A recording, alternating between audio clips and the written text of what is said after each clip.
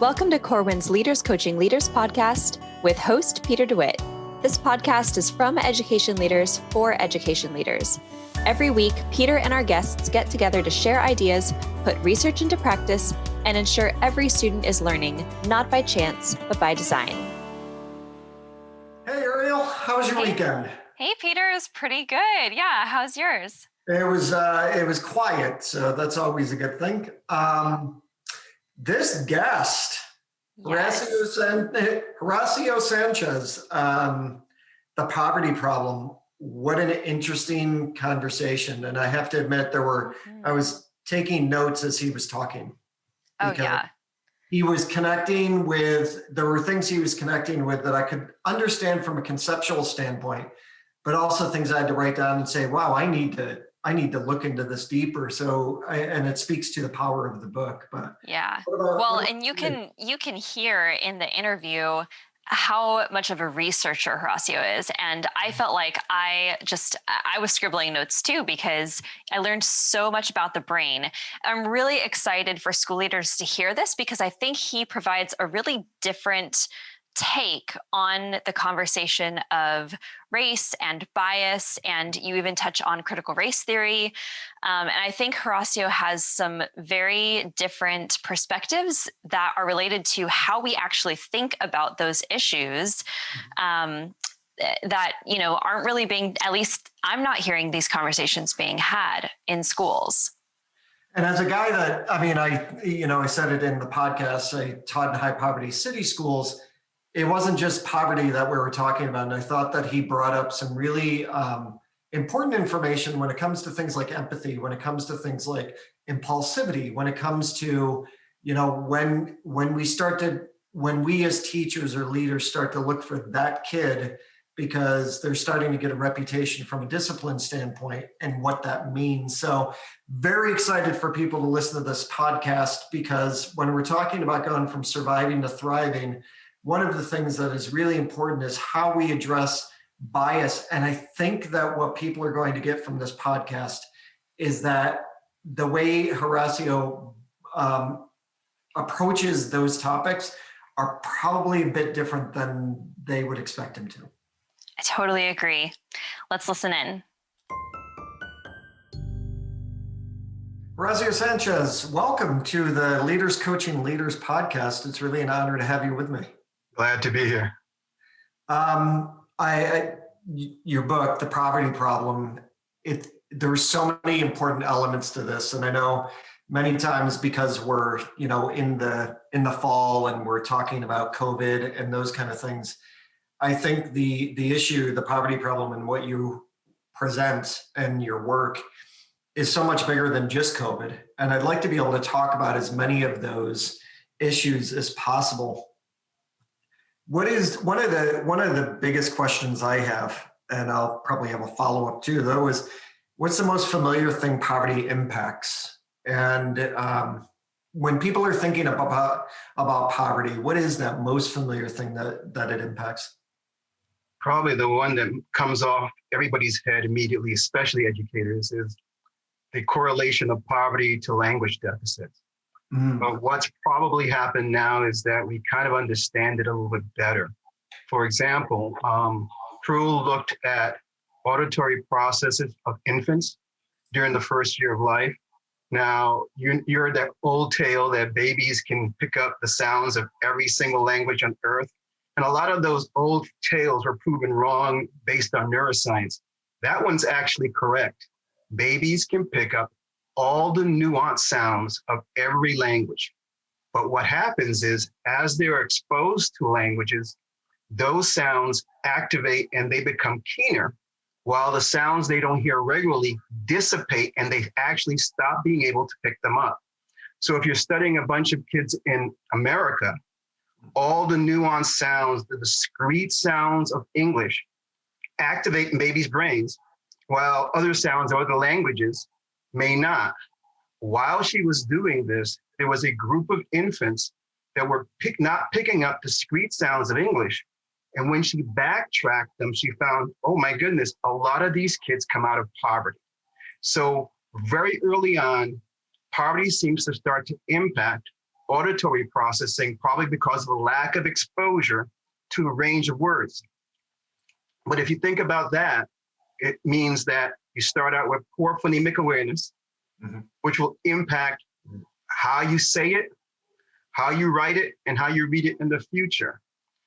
Then to further complicate matters, we looked at infants and brain development over the first year of life. What they were trying to do was figure out how and when do different regions of the brain develop during infancy, because that's that boom, massive growth time.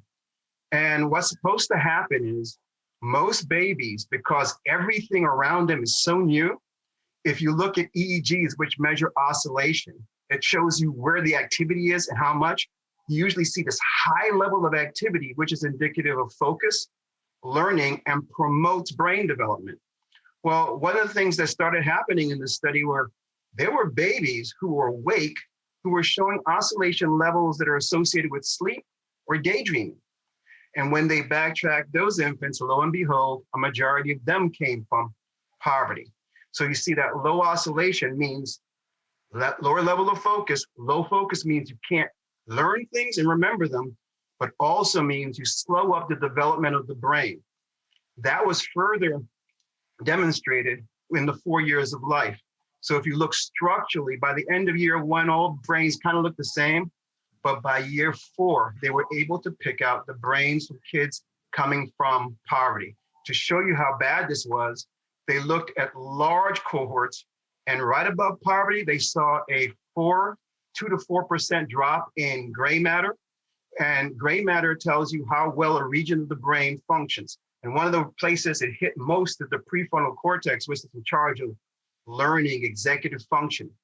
Kids under the poverty line, 8 to 10% less gray matter. So that means that area that's really involved with language and learning is highly impacted. Then further complicating the matter is the fact that there is a transition in language and then reading that happens around the 3rd to 6th grade. So what's supposed to happen is that as we start to learn, everyone thinks all language happens in the left hemisphere of the brain. So you've heard that, right?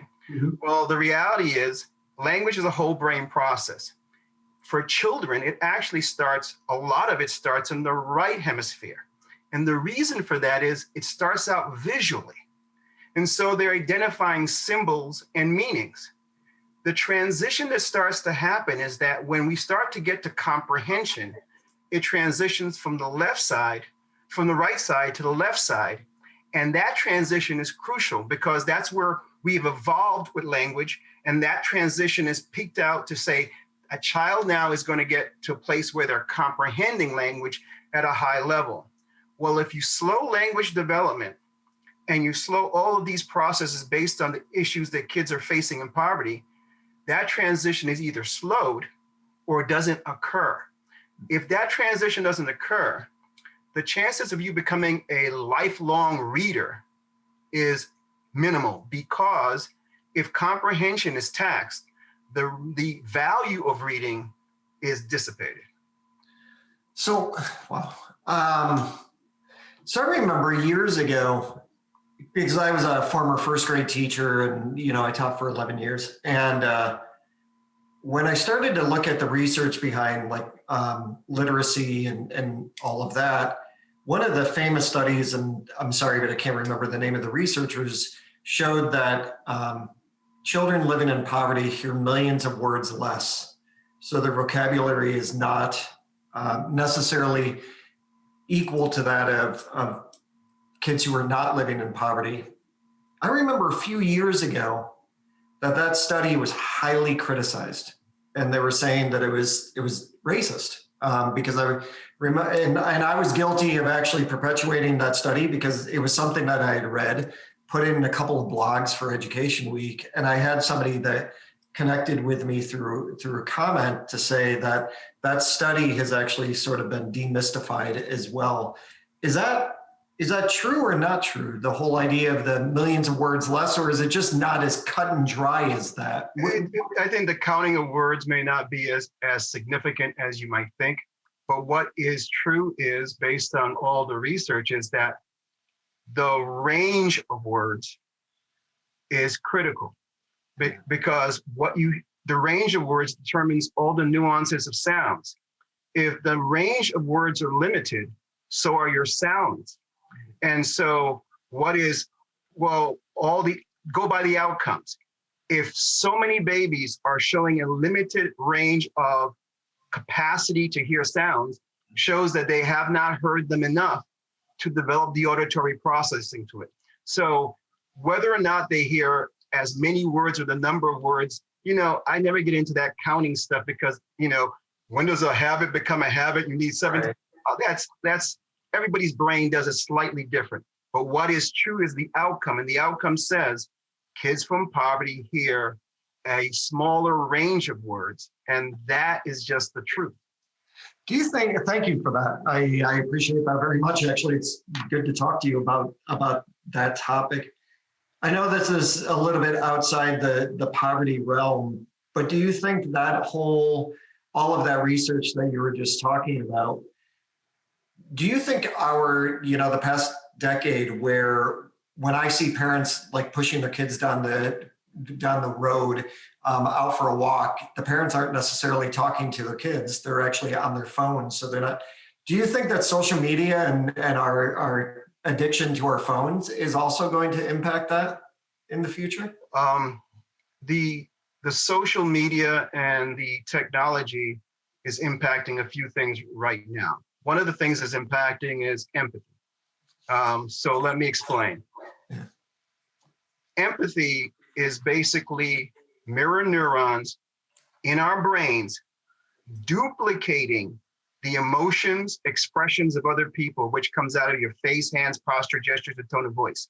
When our mirror neurons activates that in our brains, the chemicals associated with the emotion is felt by us. Therefore, we share the feelings of other people. That's empathy, okay? Well, although we are born hardwired to be empathetic, and we can know that because we can prove that babies in the first year of life start to demonstrate the empathy towards mom. Mom's happy, they're happy. Mom gets sad, they get sad. But it's not fully developed. So we found out like facial identification of emotions. Around age 10, accuracy goes up dramatically. So we move from just things like happy or sad to nuances of emotion.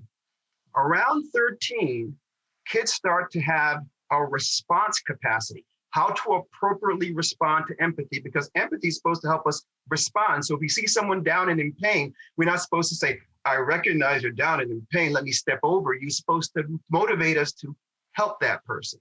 So empathy is supposed to help us be compassionate towards other people. We hit an empathy peak in our adulthood. That means we should be good at identifying and responding. Then, in our 50s and down to our 60s, what happens is the chemicals we feel towards the emotions of others drops down a little.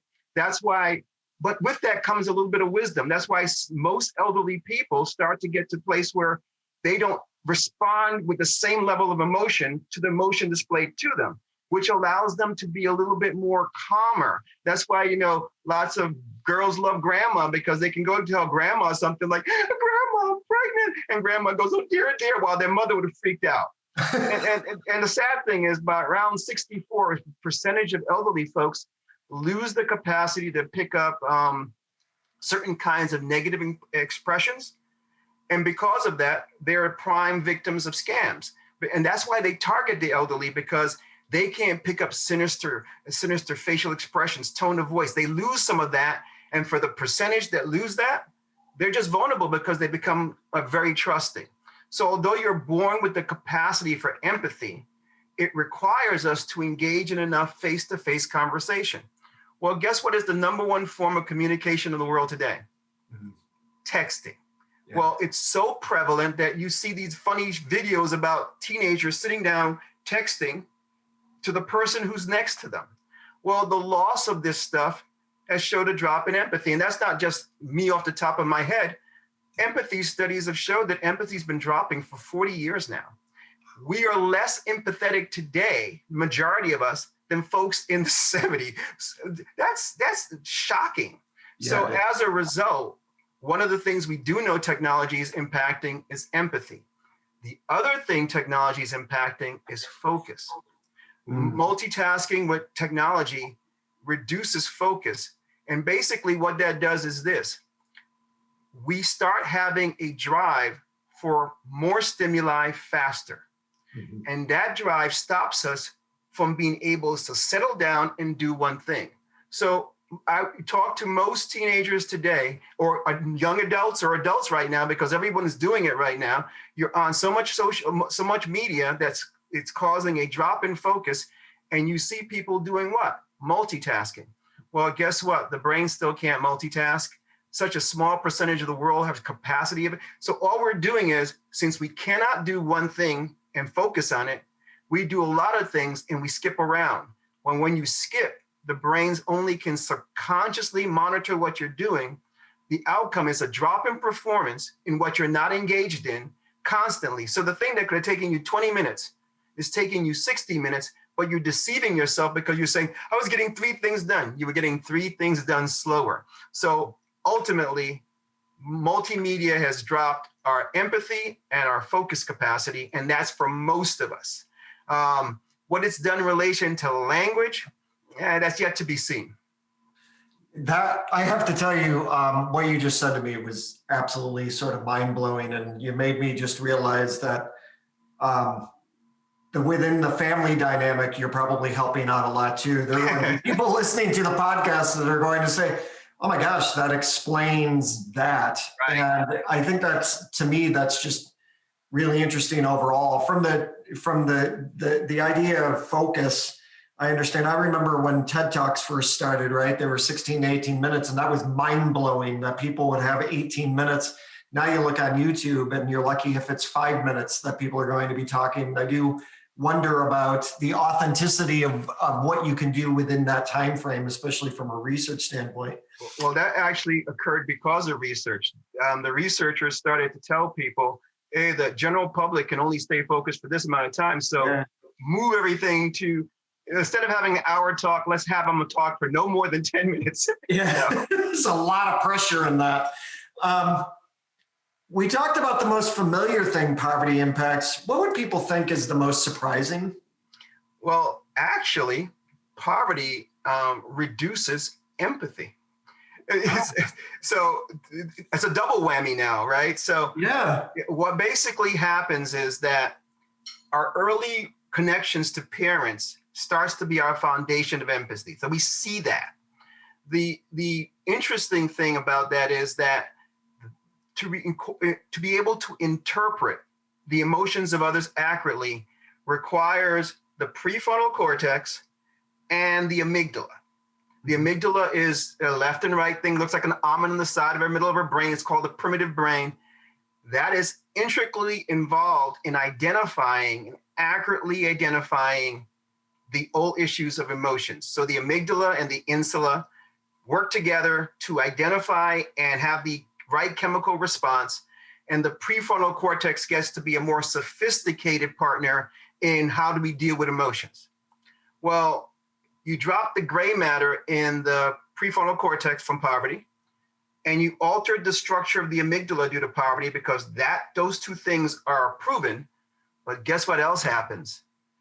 The white matter. White matter is basically the connection, the efficiency of the connection between regions. So gray matter tells you how well a region will function. White matter tells you how well the brain communicates.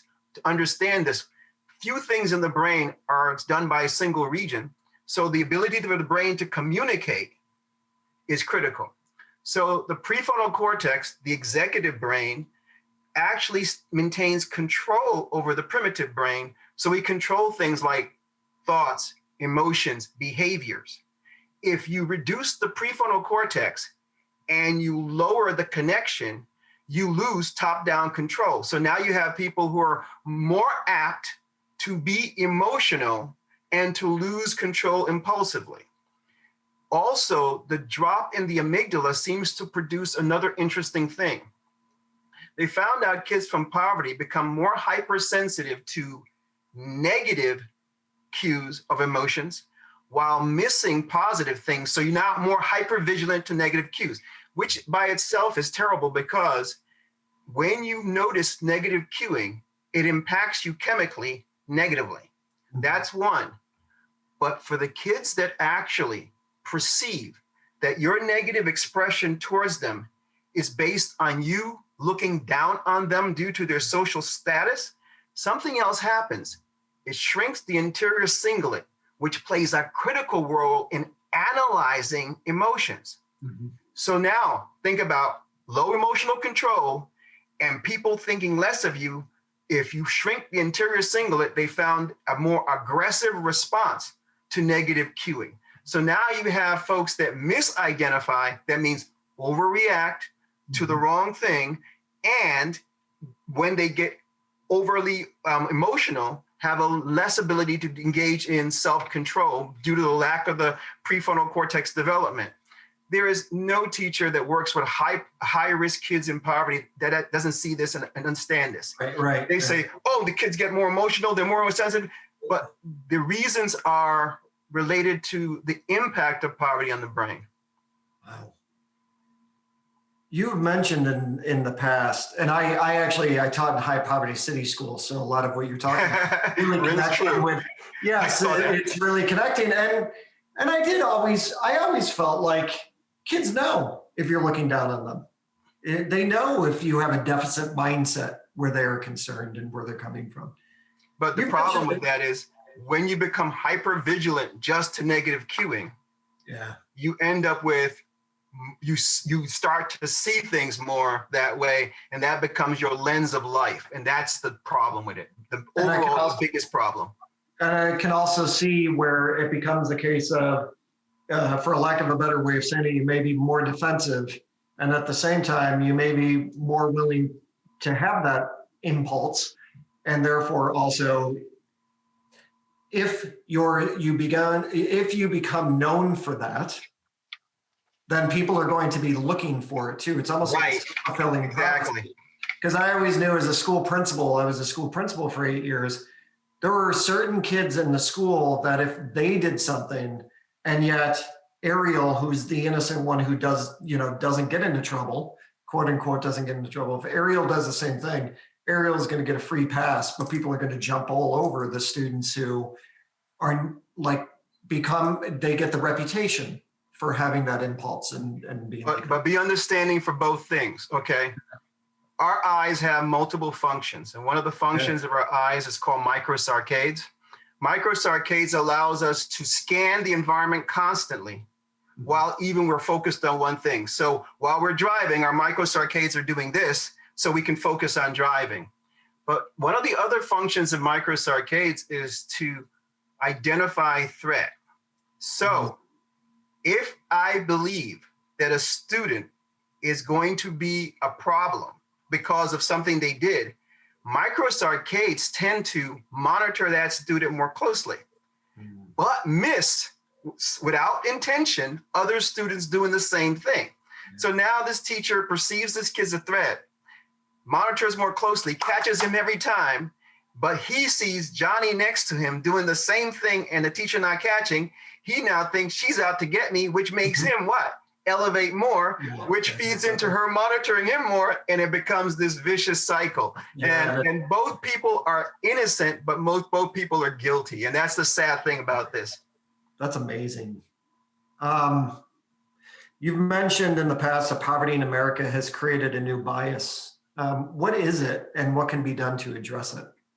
I think the first thing we have to do is define bias. And I think terms that become so popular get lost or get redefined.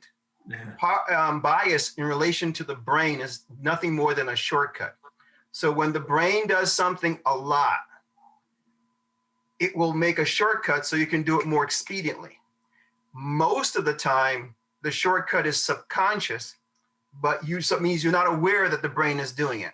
Well, one of the things that produces a shortcut is if there's a disproportionate pattern in our environment of something happening, when this happens, the brain sees one, it will subconsciously make you think of the other. Even though it's subconscious thought still influences our behaviors and our thoughts. So one of the things that we know in America is there is a high association of poverty to Blacks. If you look historically from slavery forward, you have a higher concentration of poverty to Blacks, probably because of slavery and then because of all the things they did with the New Deal, excluding Blacks from the New Deal. So you have a disproportionate association of poverty to Blacks. Your brain makes a shortcut, and now you see a Black person, you assume the issues associated with poverty. Well, what are the common issues associated with poverty? Poor academic performance, bad decision-making, more impulsivity, greater risk of substance abuse, aggression, all these kinds of things. So now what happens in schools? Well, if you want to see this live out in real life, just look in studies. Yale has a child center. They bring in teachers and they put these glasses on them that track where their eyes go. And you basically see how they engage with kids. Well, most teachers who go to the Yale Child Center to study monitor Black male students 68% more than all the other students.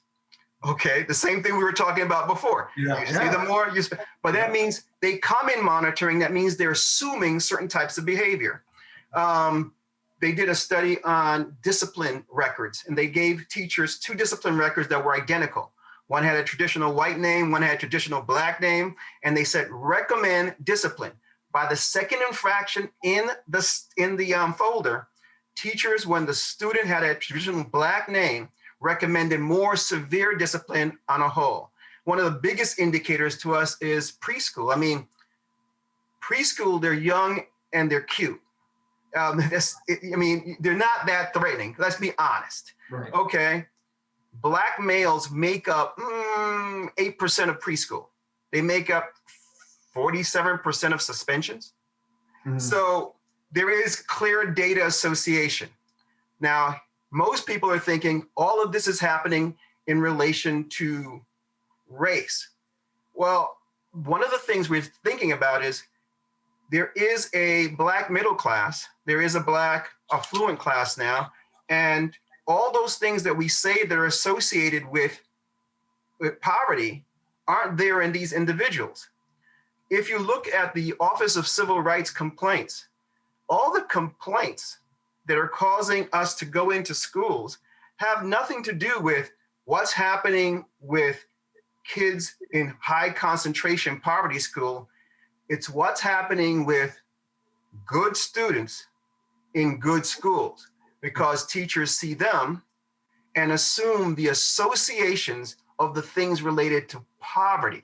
But we have always labeled it as solely an issue of race. If you start to look at the data closely, the economic gap has blown away the achievement gap between Blacks and whites. The reason we miss it is there's a high concentration of Blacks in poverty, but we miss the data that shows Black middle class and Black affluent class are performing fine. But we are assuming the same things. All poor kids are having the issues of poverty that I mentioned, not just Black. Therefore, the issue is an economic gap. But since so many Blacks are in poverty, when teachers see kids who are Black, they assume the behaviors associated with poverty. So I call it the poverty bias in relation to minorities of color in America. Is this also a reason I write for Education Week, and one of the things that we've been focusing on a lot in Education Week is critical race theory. And it is, there is major pushback. There are writers like us who are actually getting, hate mail because of writing about critical race theory. I run a web show called A Seat at the Table, and I'm going to be moderating an episode very soon on critical race theory. Where's the intersection between what you were just talking about and critical race theory? Is it meant to clear up some of these biases, some of these misunderstandings? Is critical race theory going to, for those states that are actually allowing it, is critical race theory going to help give a deeper understanding to the very research that you've been talking about? Does that make sense when I'm asking that? If you look at the forward of my book, it was a thing that I just wrote well after the book was finished. And the reason I wrote it was because all of this was happening when my book was being finished. Yeah. And one of the things I mentioned is my biggest fear is that we're going to have a strong desire to respond but not understand these issues well enough based on how the brain performs, that we will have, once again, a response that produces unintended consequences. Let me explain. We have assessed multiple districts doing complete climate assessments in which they have engaged in a lot of work on equity and diversity. When we have interviewed almost every adult in those districts, we have found that in those districts, things they perceive, not me, they perceive things are worse now than they were before the training. And that was consistent, regardless of which program. Well, the programs were built on the same thing you just mentioned, which was, if I explain why the differences exist and tell you what they are between groups, I improve cognitive understanding and help us get along. Sounds perfectly rational. Well, that's not how the brain works. Two things are wrong with that. First thing is this. Everyone's thinking that information comes to the brain and we rationally analyze it. That's completely bogus. Information comes through our senses. That's the hippocampus. Then it's processed by the amygdala, the emotional brain. Then it goes to the prefrontal cortex. Well, in research, if the information causes the emotional brain to become too emotional, by the time it hits the prefrontal cortex, it'll be distorted and rejected. There's one thing to remember. Now, here's another thing to remember.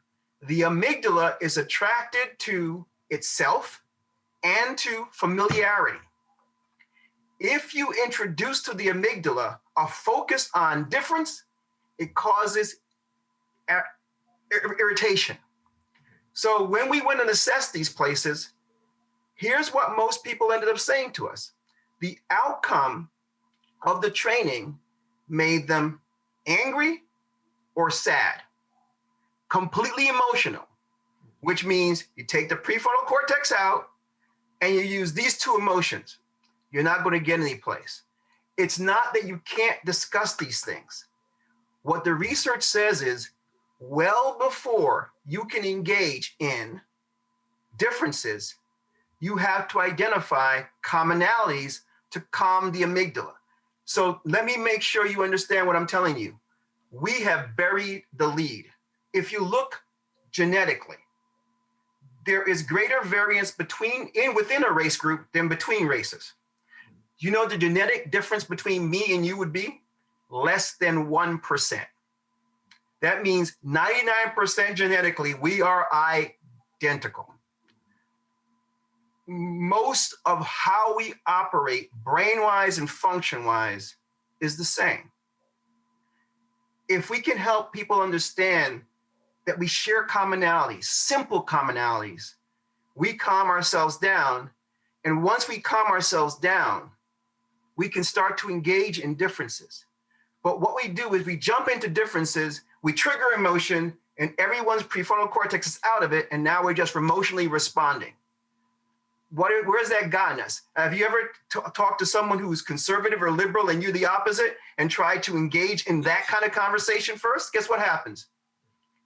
Everyone starts having disagreements. What's the rule of negotiation? Start with the things that you can actually agree upon first, then move to the big issues. So it's a minor change, but it makes it more brain compatible. And that's all I'm saying.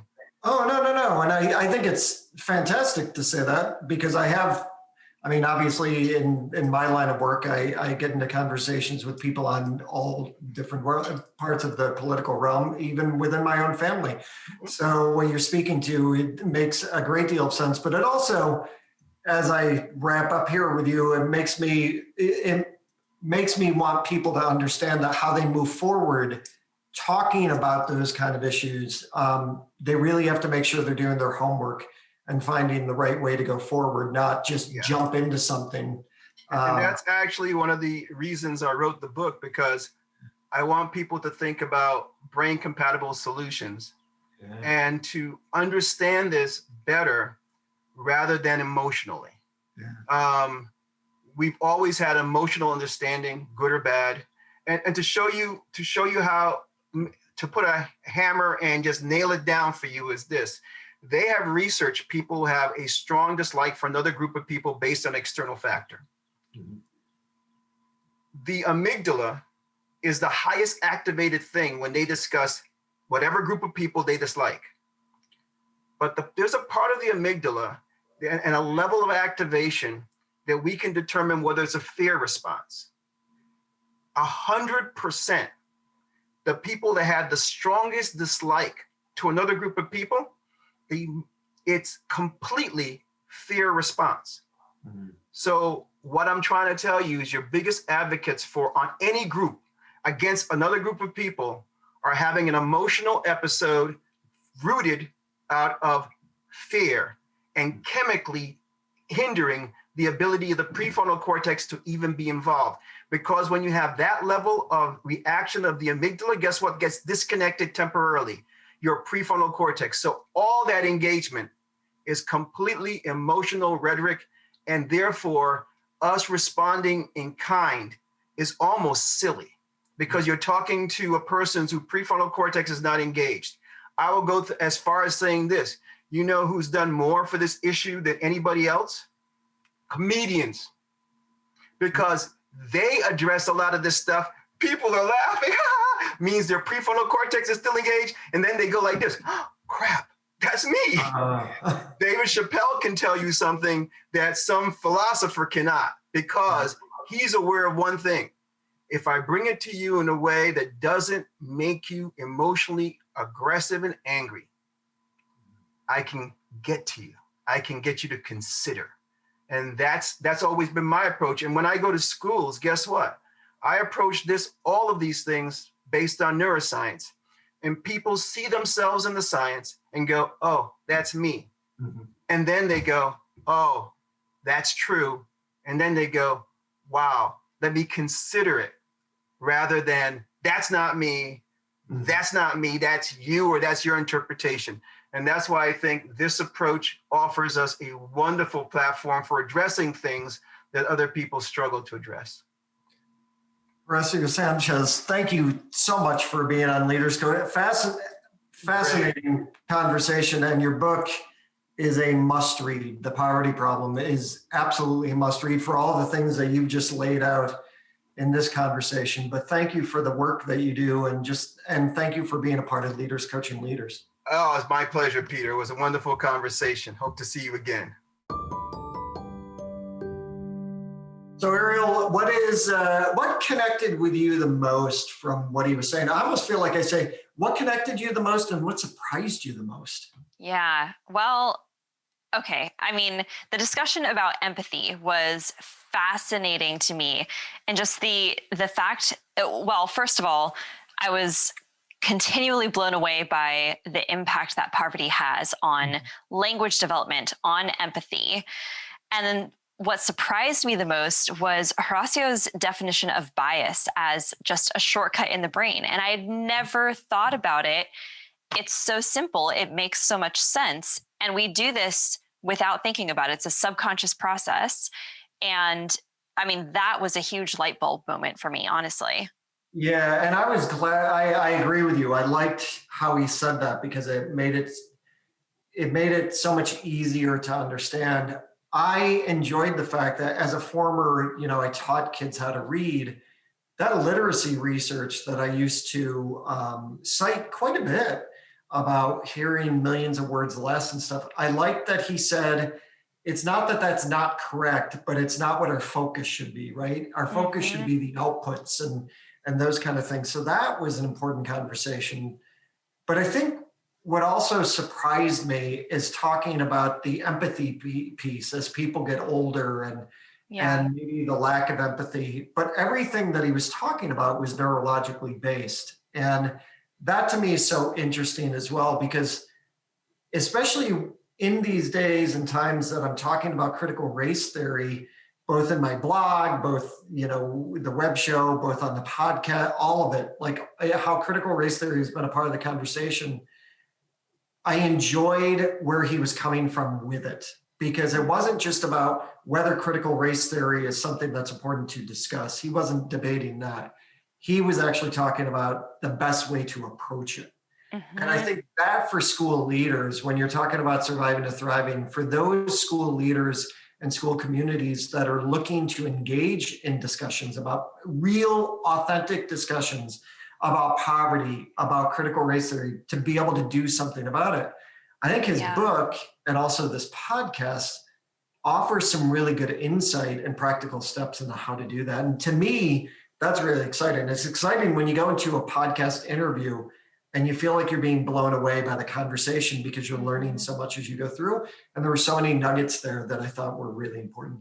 Oh, yeah. I know for me, one of the big takeaways is going to be reaching people's prefrontal cortex through the amygdala. You have to have that amygdala step happens first. And it's that emotional connection that makes a difference. And I love that he said comedians are making more progress in changing people's hearts and minds than the philosophers and the advocates and people who are approaching it from a logic stance only. It makes me feel like I have to take up comedy now. So I'm just watching some YouTube videos on that. But anyway, thank you, Ariel, because you introduced this guest to me. So this was fantastic. Yeah, well, wonderful speaker and wonderful book, The Poverty Problem. I hope you pick it up, and we'll hear from more wonderful guests next time.